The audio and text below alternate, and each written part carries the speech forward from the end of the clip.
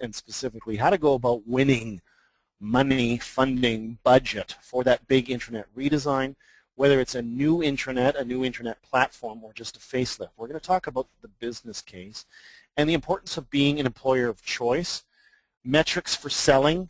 What are the key things in selling features and metrics that resonate best with senior management? What do they want to hear that the intranet's going to do for you, for the organization? Return on investment, user satisfaction, usability, employee engagement. We'll review the 6 killer reasons for investing in your intranet and social media on your intranet, and then we'll wrap up with a Q&A at the end, probably go a little bit late as well. Love to hear your tweets.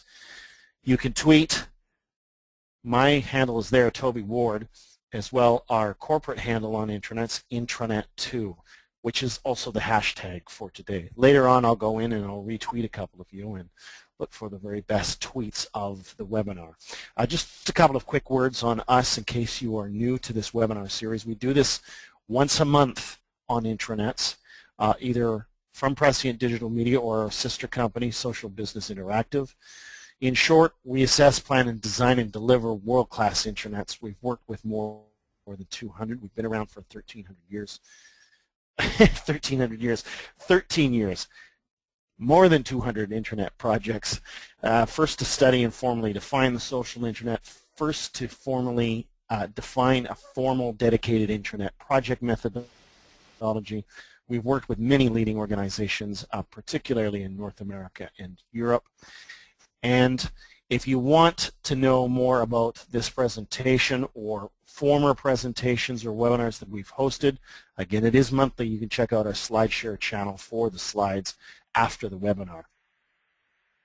Also, a full video replay will be available on the Prescient Digital website at prescientdigital.com.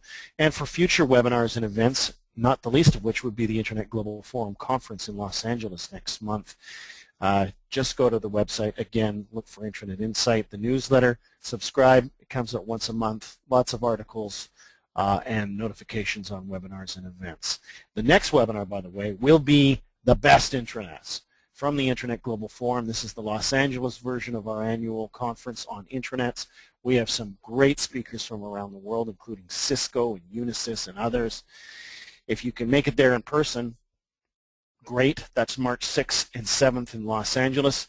The webinar will be March 19th. It'll only be a quick hit synopsis, about 45 minutes. We'll just give a cursory look at some of the best intranets. But let's jump into the reason why you're here today and talk about, firstly, the business case, developing a business case for an intranet. Now, building a business case for anything, let alone the intranet, should tell more than just dollars and cents values or expected value.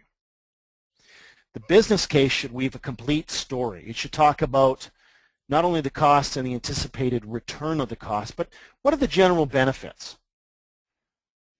Some of that may be return on investment. Some of it may be increased employee engagement. It could also be even increased sales and opportunities created.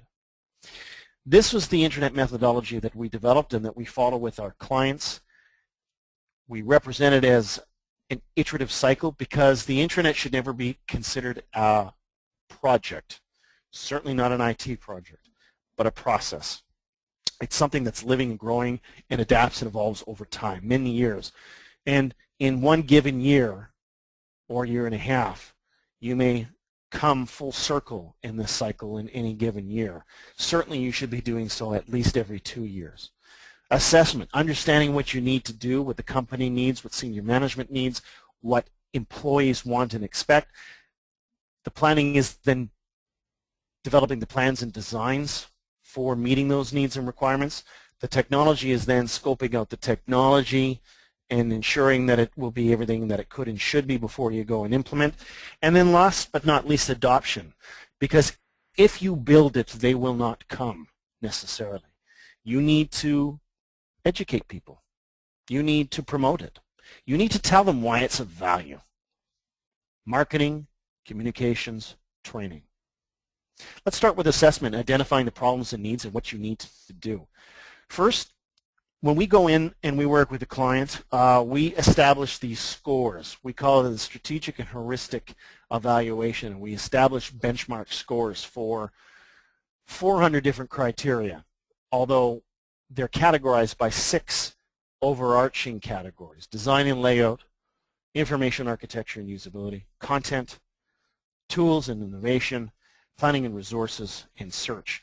And then we produce an overall score out of 1 to 10. The average client that we work with prior to doing work with them, their intranet is typically around 3 or 3.5 out of 10 to start. So don't think that you're anything different or that you're so far behind the curve. Your intranet may suck, but believe me, so do a lot of others out there. You're in good company, believe me. When we're done, typically, that intranet is anywhere from 7.5 to 9.5. But if you follow a process that starts with assessment and then moves into planning, starting at the strategic level, what is the strategic plan for the intranet? What is it that we hope to accomplish? What are the goals and very specific objectives that we're going to measure against? Could be ROI, could be employee engagement, could be use, could be satisfaction, could be senior management engagement. And then building the design and all the technology to suit those. Don't follow a plan. If you don't follow a process, you may just end up with an intranet that looks like this, which is just nothing more than a collection of ads and PDF files. If God wanted your intranet to be just a collection of intranet PDF files, He would have let you stick with the shared drive. It does no use if you're not using HTML or ASP to render content, indexable content, to really go with the intranet. Just stick with the shared drive. But you know what? I don't know of any organization that wouldn't benefit from an intranet, of course, and most of you already have one, don't you? So it's a mute argument. But a good intranet, one that is well designed, well constructed in terms of information architecture, has the necessary tools, has an effective search engine, has good, strong, relevant, and well-written content that is, let me star and index this and underline it, that is well classified. That means tagged and categorized, well classified content. Because the search engine isn't going to help you if it can't properly index it, if you're not properly storing it. If you do have questions, feel free to put them in the component toolbar over on the right-hand side here of GoToMeeting, and we'll get to it at the end, but I'm not going to really be answering too many questions, if any at all, during the course of the webinar itself. So we will leave them for the end, for the final 5 to 10 minutes, and we'll probably go a little bit late if you've got lots of questions. But to get to this intranet, to get to a really good one, you need to follow a process: assessment, planning, technology, implementation, and adoption. A business case, when you develop it, might look a little something like this. This is a sample table of contents from a business case that we did. This is a smaller business case at only 40 pages. Key needs and general benefits, mapped objectives, primary and secondary benefits and return on investment, and specific measures on return on investment in terms of employee productivity, HR savings, customer service savings, maybe increased sales, whatever the case may be. You can measure return on investment. In fact, if you go to the website, our website, prescientdigital.com, and download the white paper, you see white papers, the tab on the upper right-hand corner of our home page.